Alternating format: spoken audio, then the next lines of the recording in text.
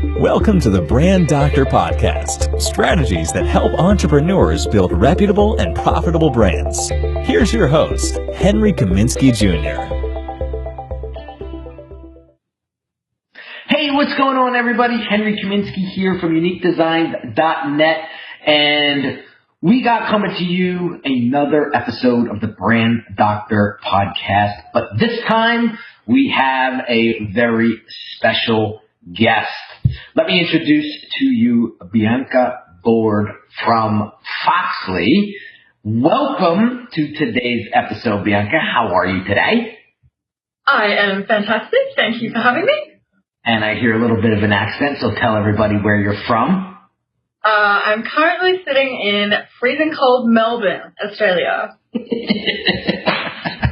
I forgot because I was just going to say, we're celebrating July.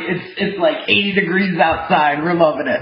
So the reason why I asked Bianca to come to an episode of the Brand Doctor Podcast, because she does something very similar to what I do, but she has a very interesting backstory that it's almost spooky how similar it is to mine.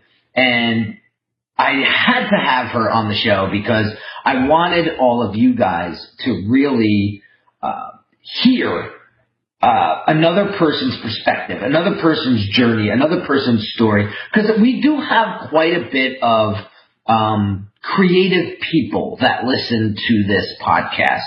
And so I wanted to talk the lingo with someone else that gets it. And whatever value that's going to transpire out of this conversation today, I want you to take action on it. I just don't want you to listen to her and I and say, oh yeah, that's a good idea, and then never act upon it. So, real quick, Bianca, let's talk about question number one. So give us a little bit of that backstory on how you got created. And I want to piggyback on top of that, and I want you to share with us your worst entrepreneurial moment. Right. Well, I have some stories. I started my first business when I was about 11. So I'm a prolific creator, and I used to make all these crafty things. I had so much excess stuff, so I thought I'd just sell it at the Sunday market. And I got a real taste for entrepreneurism there, where I could make money from the things that I created. My second real business I started when I was about 24 with a graphic design agency. And from there, I started a web company, Web123, a few years later, because I was really jack of the web industry and how the little guys were getting screwed. In that time, trying to generate leads, this is before the days of funnels, I had, coach after coach after coach looking to, fast track my business.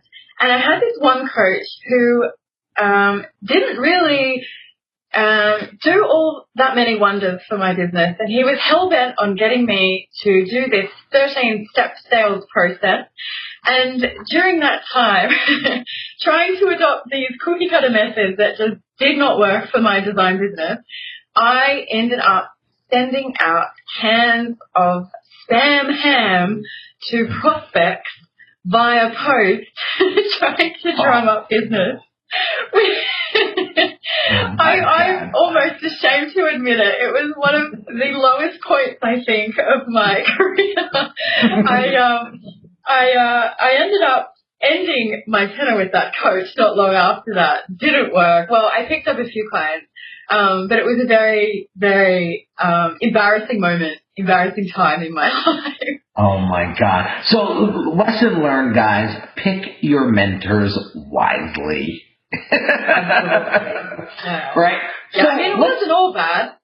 Sorry. Yeah, listen, if you got a couple clients out of it, that's what's up. For sure. Yeah, and then that led to my reseller program, which then led to me creating Foxley years later. So I guess there's always a silver lining to all of those embarrassing things we try.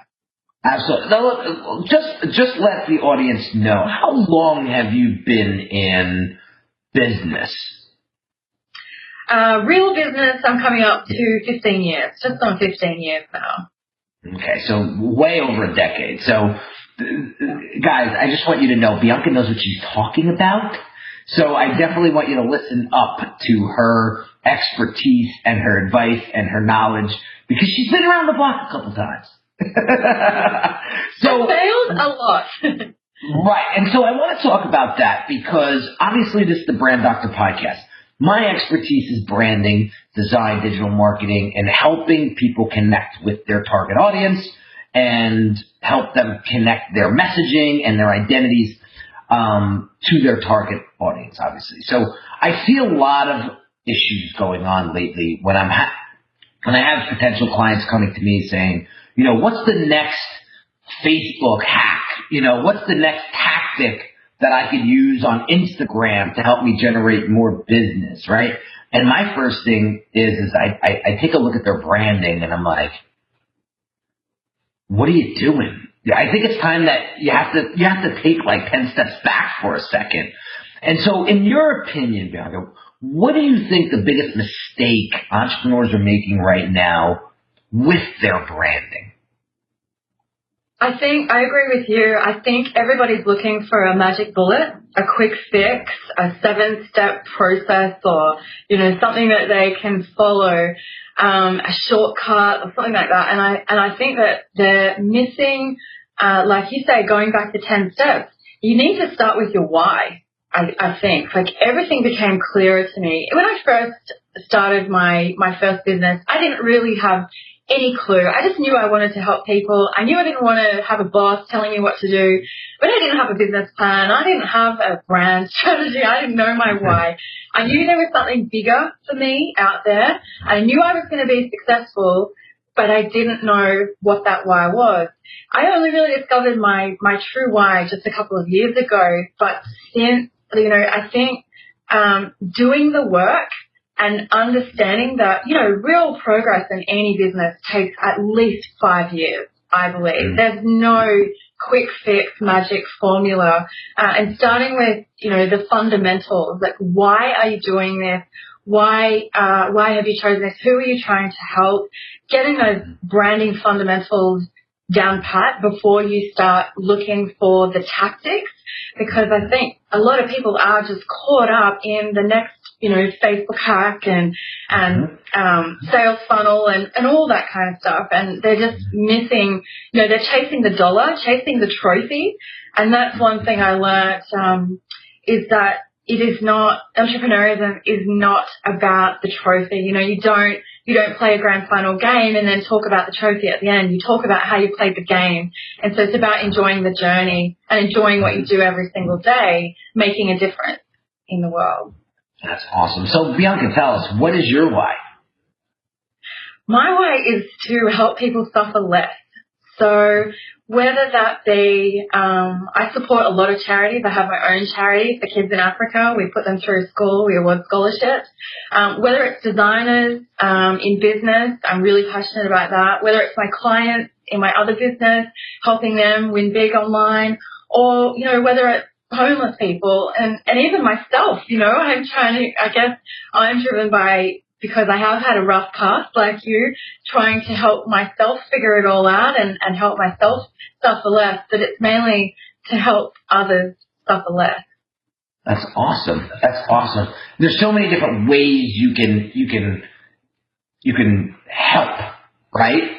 Yes. So yeah. when you were coming up, you know, what was one of the best pieces of advice you received? Whether it be from a mentor or a friend or anybody in business?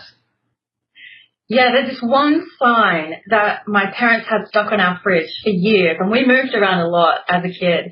And I just always remember this sign. It was a white sign, had red writing, and it said, "You never fail until you stop trying." Now, I didn't know that was a saying by Albert Einstein until a couple of months ago. I was giving a talk, and I researched that because that's what one of the lessons I was talking about. That has stuck with me through every single trial and tribulation along my journey. When the going gets tough and I feel like throwing it all in and nothing's working, and, you know, you get screwed over by people and everything just feels like you're just spinning your wheels at times, because that's what this journey is. I always remember that, and so long as I keep trying, I will succeed one day in whatever it is I'm trying to do. Interesting. Yeah, I mean, it's so important. I mean, I've been in business now a decade, this September, and it's just like I look back and I remember of all the mistakes that I made and all the poor brand positioning, things that I did. And I want to talk about that for a second, because I'm a big fan of brand positioning and brand awareness and how you position your brand. And my aha moment or my motto is the quality of your brand will determine the quality of your clients. So can you talk a little bit about brand positioning? And I would love to get your take on that one line. Sure. Well, we have invested a lot in our brand strategy. So my wife, for example, was after an 8-hour workshop just to determine that. A lot of very, heated discussions and everything like that. So we're very clear on that we want to be a brand that is known to be bold. We practice radical candor here. We tell it how it is. We don't sugarcoat stuff. We come from a place of tough love, but we also want to empower our community. So we don't want to create a community of followers, and there's different types of models, I guess, you can adapt. We want to create leaders within our design community so that they can go off and create other leaders, and we can globally have this huge sort of ripple effect. So I think all of the kind of the brand values that we practice, the way that we talk to our community, the tools that we give them, the shortcuts, everything comes with a certain aspect of tough love and reality check. So listen, guys, here's some shortcuts, but you just need to do the work on yourself, which is, I think, 80% of the success equation is your own mindset and your own personal growth, self-awareness, and all of that. And I think that, that your brand has, it is a living thing, and it is not just an extension of you. It is also what, you're creating a movement. And so what kind of values do you want to instill in your community, and how do you want those people to share those values and attract the right type of people with the same worldview? Yeah, that's awesome. That's awesome. Now, when I bring up branding to my clients, it's pretty interesting because they look at me sometimes with this glazed look over their face, like they have no clue what it is. The one time I mentioned the word branding to someone, and they immediately thought of clothing. They were like, no, I'm not a clothing brand, and I'm not a clothing company. I'm like, no, dude, no. So what do you think the biggest logo? Yeah, I mean that's the first thing that they think of. So I'm like, so I wanted to get your perspective on this. What do you think the biggest misconception is about branding?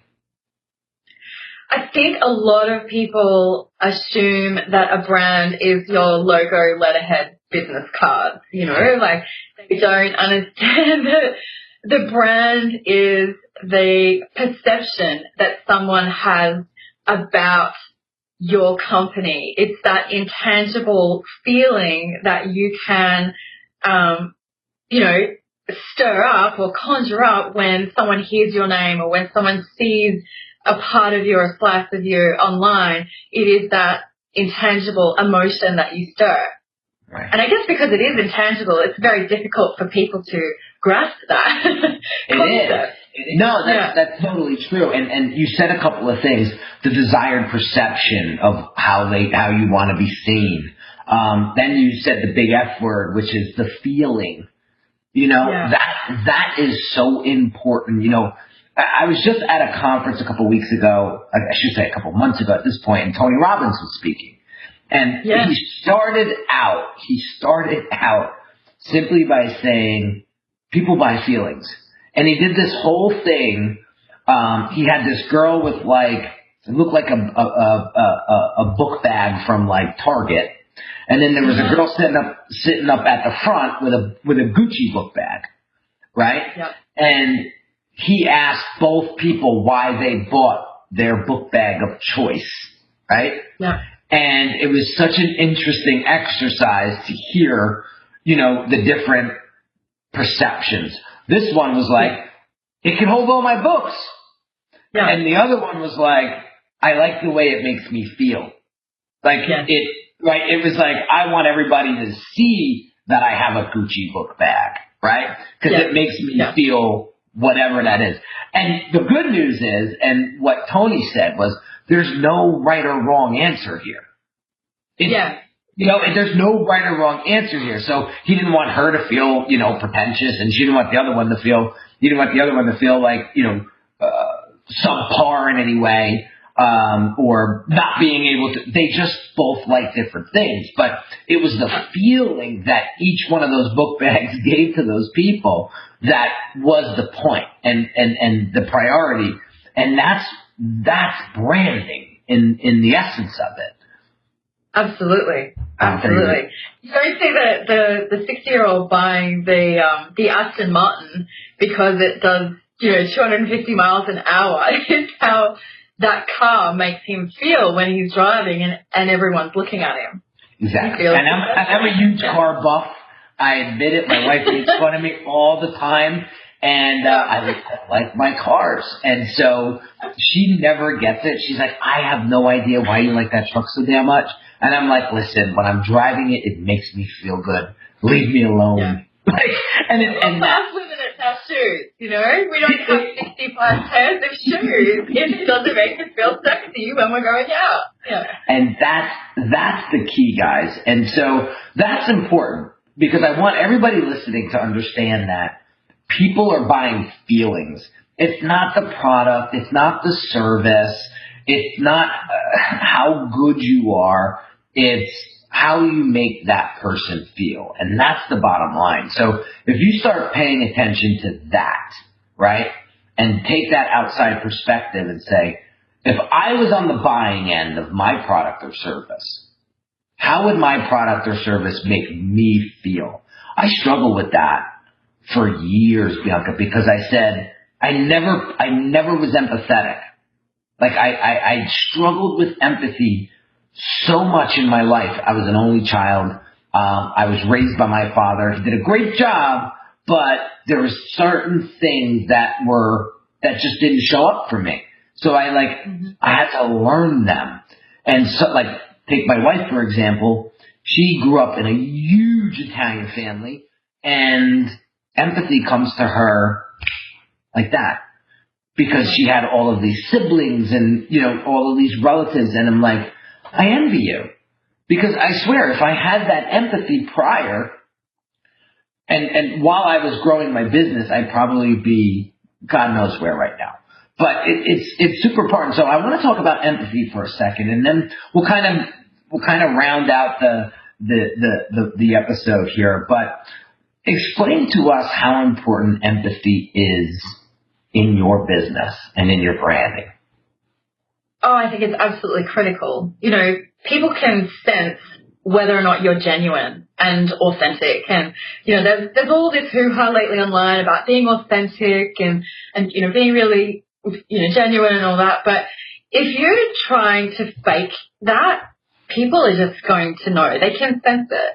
And I think for me, whenever I write a piece, a blog, an email, any kind of video or launches or anything like that, if I'm having trouble saying what I want to say, I think it's because I am not channeling how someone else is feeling and what impact I can have. And if I get stuck, I actually go back to what it feels like for me in my business. And I think that's a lot of what's driving my current mission today, is because when I started my first business, I felt so isolated. I felt so alone. I was trying to reach out to different people to get help, and I just couldn't get the support. I was in a small town, so there was no I couldn't talk to my competitors. There was no kind of industry peers that I could tap into for that knowledge. And so I think I go back and sort of channel that and channel my own fears and my own hurdles and how I've overcome them and everything, and people just connect with that. But if I was doing it all just to make $1, you know, just to get rich and buy big fancy boats and houses and stuff like that, I don't think that we would have the success. And you know, it's interesting about the what you're trying to do when it comes from a place of why, and you genuinely want to help people, whatever your why is, the trophies don't matter anymore. You know, our house burnt down. We lost absolutely everything. It's quite a funny story. She's laughing. Her house burnt down, but she's laughing about it. Her house burnt down. We grabbed a bottle of wine on the way out. It was 2 a.m. And this is sort of, I've come to the realization that the entrepreneurism is not about the stuff, the money, the trophies and any of that. But funnily enough, a couple of months later, our house burnt down and we did actually lose everything that we owned. All we had was the clothes on our back and a bottle of red wine that we grabbed on the way out. And we stood out the front of the house watching it burn down, almost laughing. We were smiling because we just felt so free that we kind of became completely detached from our materialistic self, and all we had was just ourself, our true self, and that's it. And from that day on, I think it's brought a completely different flavor to what we're doing in our businesses. We've got a lot more passion to have a lot more empathy for other people that are on their journey, and I think you can't really be really, really successful without it. That's awesome. That's awesome. So I can tell you're a big Simon Sinek fan. Am I right or wrong? Yeah. I'm a big fan of his as well, and I'm a firm believer that people will buy your why before they buy your product or service. And that's why I'm a big proponent out there on Instagram and Facebook, literally every single day, telling people to don't be afraid to show vulnerability, you know, don't be afraid to show who you truly are, because if you try to mask all of that just to appease people or to impress people, you're immediately drawing the wrong crowd. Totally. So listen to what Bianca's saying. Like, just be yourself. Don't be afraid to share your why. There's nothing to be afraid of. Listen, the people that don't agree with it, you're not going to do business, and you probably don't want to do business with them anyway. And the folks that do resonate with your why are 99.9% of the time going to be more like you. And I don't know about you, Bianca, but I love working with my client roster nowadays because I feel like I'm finally attracting the right client, right? And it's just, I have 3-4 strategy calls a day at this point. And instead of going, oh, not another one, it's like I can't wait to get on that call because I'm working with people that are very similar in value as me, and it goes a long way. And not only are they going to benefit, but my work is going to come out better, and it's just going to be a win-win for everybody. So, absolutely. To wrap this episode up, what would be one big piece of advice that you can leave either a entrepreneur that's just starting out, or someone like yourself who's been in the game for a while and is looking to just make all the right moves, right, to take their business to the next level? What piece of advice could you give them? I would say don't sweat the small stuff. Just get in and just start. Do the work. Like if anything, master that imposter syndrome, the perfectionism, the inner critic, that kind of the inner demons that hold you back from putting yourself out there. Progress is better than perfection, and be patient with it. But just do the work, and not just do the work, but do the work and put it out there. There's a great book called, I think it's called Die Empty by maybe Todd Henry. And he talks about, putting your best work out, or putting work out there every day, because most of the best ideas are in the graveyard, because they've died along with people, because they are always waiting for the perfect time, or when they have the courage, or when they have the confidence, or when they have so many followers or so many fans, then they'll be ready. Just start now, and don't, I guess probably put 80% of your energy into mastering your mindset and your inner critic, and potentially channeling your inner mentor more often, and then you'll watch all of the doors open for you. That's awesome. Bianca, thank you so much for taking these 30 minutes out of your day to share your expertise and your values and your courage and your passion with our audience today. Guys, Bianca Board from Foxley. Give us a URL or some social media handles where if they want to get to know Bianca a little bit more, where can they go? Sure, you can catch me at foxley.com, or I'm on Twitter as Bianca Board. And thank you so much for having me. Yeah. It was a pleasure.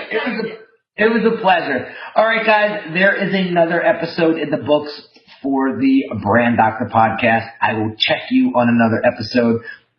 Please do me one favor.